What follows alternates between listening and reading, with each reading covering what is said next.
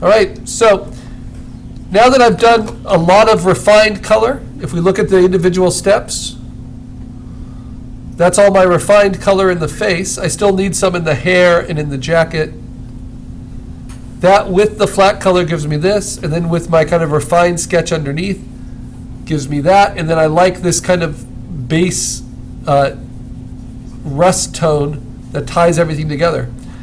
But to clean it up, I'll need to get rid of these lines that I don't want in the final.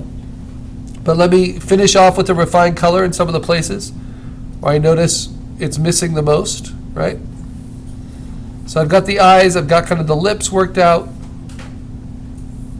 I'm mostly stealing colors for myself, doing this still at the lower opacity.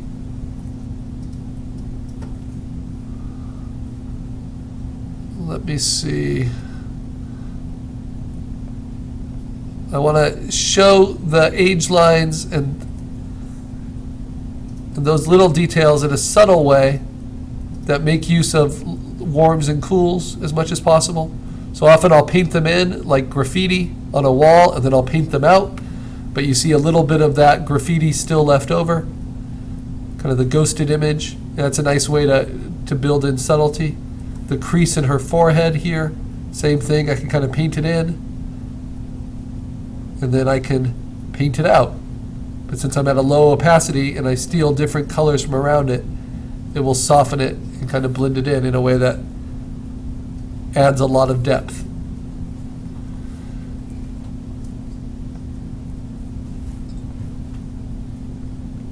So the benefit of using the lower opacity brush is everything will kind of mix better, but the downside of it, and why we don't use it from the beginning, is that everything will feel softer.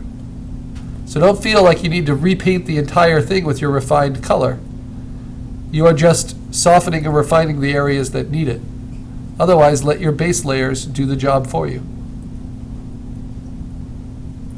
And that way it is like glazing in oil paint or acrylic, taking thin coats of paint over the top of what you already have, just to push the temperature of the paint in a slightly different direction.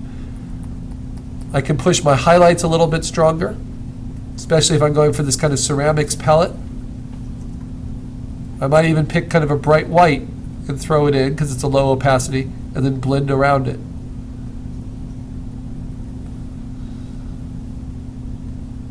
But that doesn't mean her eyes should be bright white.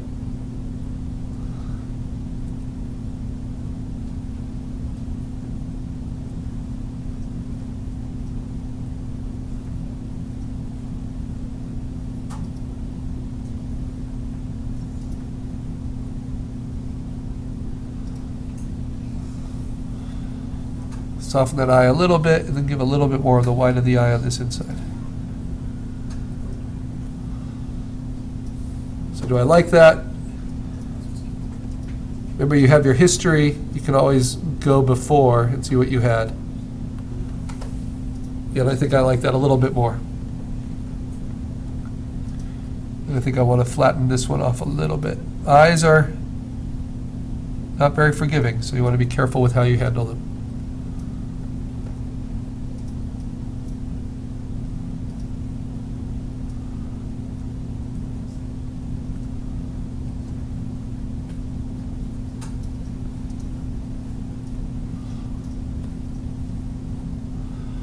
And I find when I have to outline the eye or get a shadow, red is usually a pretty good color choice because it speaks to kind of the blood coursing through that thin skin. So it's a nice emphasis color for around the eyes, reds and pinks. But then getting up into the eyebrows and stuff, you might want to go for cooler colors.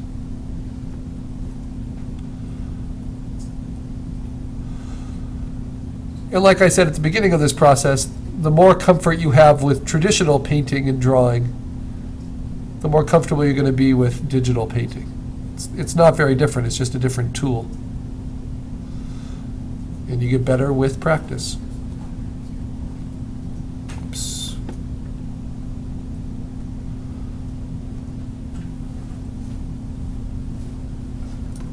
So another part of refined painting is making sure that you don't wash out your darks and that you still have some highlights to use. So I've got these strong highlights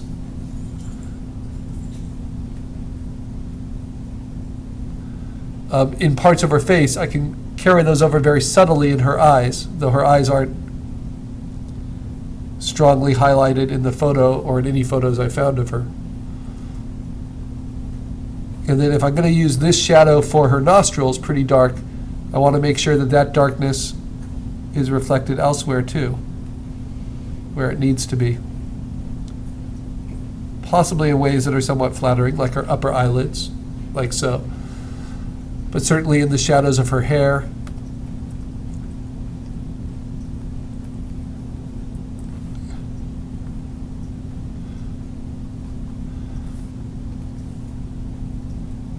And other aspects I haven't gotten to with refined painting yet.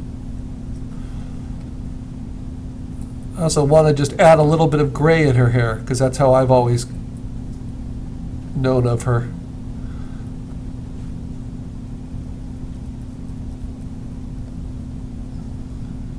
She kept all of her hair, but it all went eventually gray. So I'm going to have a mix of the two, just to give a little bit more of that contrast. Also because she has more of that variation in her own sculpture self-portrait, which I think is nice. So you can see how she kind of chooses her own colors that way.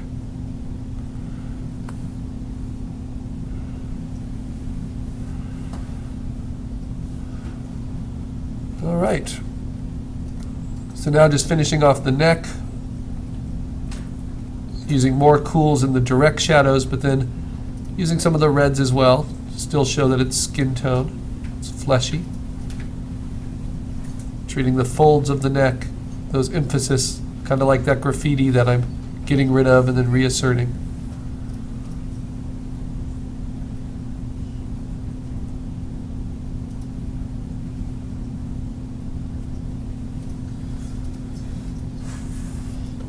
And only you can decide when you've kind of hit the right balance that you're looking for.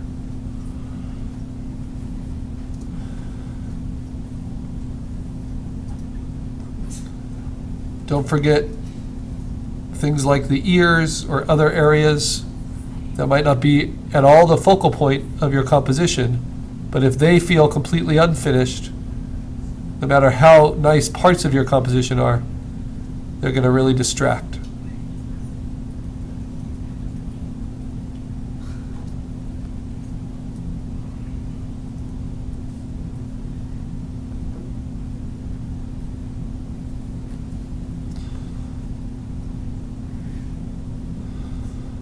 And then what I like about digital painting and refining at this stage is I can use basically any color from anywhere on the painting, and I can use it anywhere else on the painting, as long as the value of it makes sense. So I can use reds in the blue shirt, and I can use blues in the skin tones. And that kind of brings everything together in a unified palette. Makes it more engaging visually.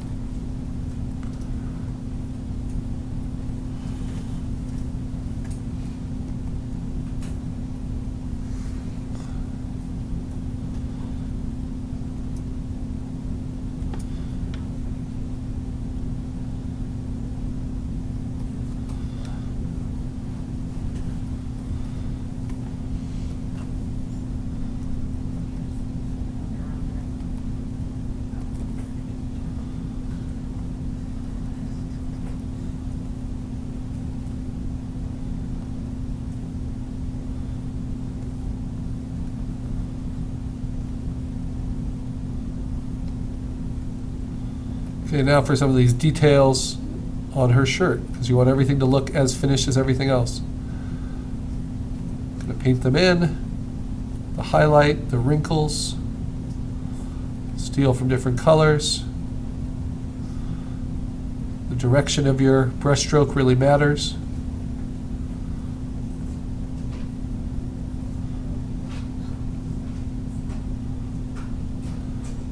But because I don't want the shirt to be as much of a focal point as the rest of the face, or as the rest of the portrait, I don't need to render these up quite so heavily, but I still need to have them feel satisfying. they were considered as much as anything else.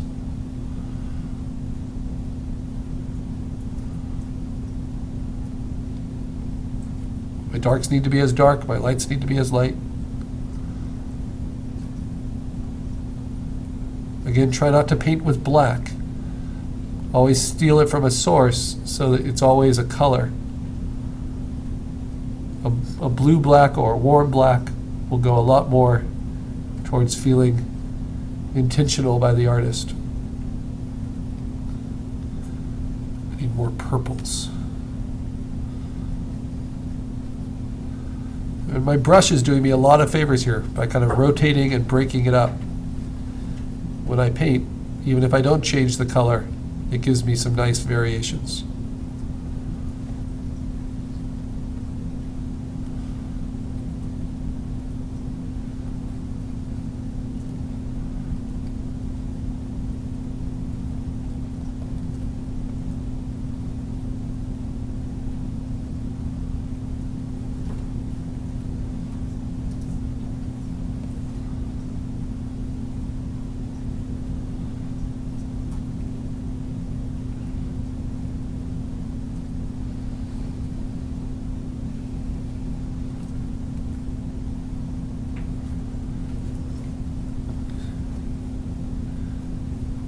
And your time just melts away while you're doing this because it takes a lot of heightened attention.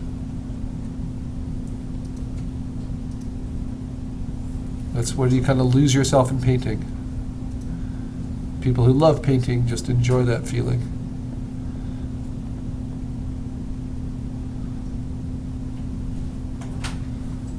And if it just stresses you out, it's something you should experience at least.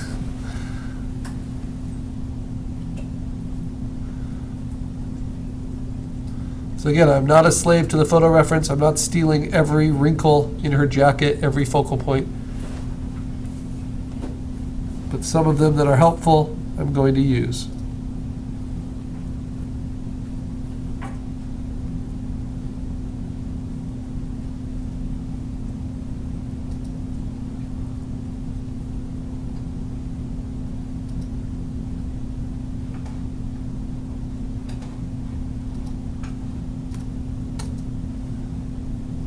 Because I'm at a lower opacity, in order to get a bolder mark, I have to go over it twice, which also builds in some variation. Keeps it from being too mechanical, simplistic. And because my brush is sensitive to size, that's easy to do.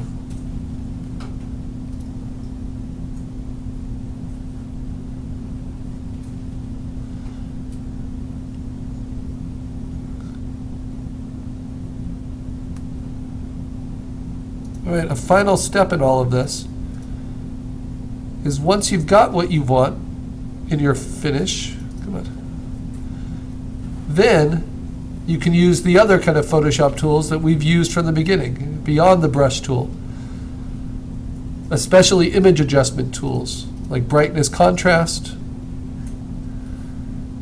levels, dodging and burning, even actions can help improve your portrait.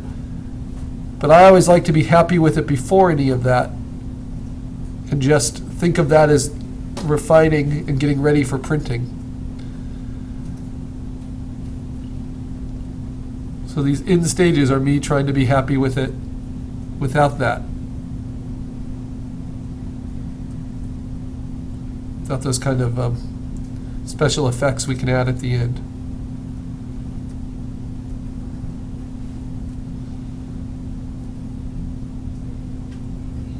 Remember, in all your blending, don't lose your darkest darks.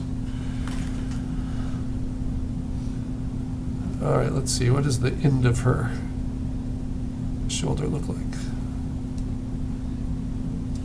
Slopes out a little bit differently.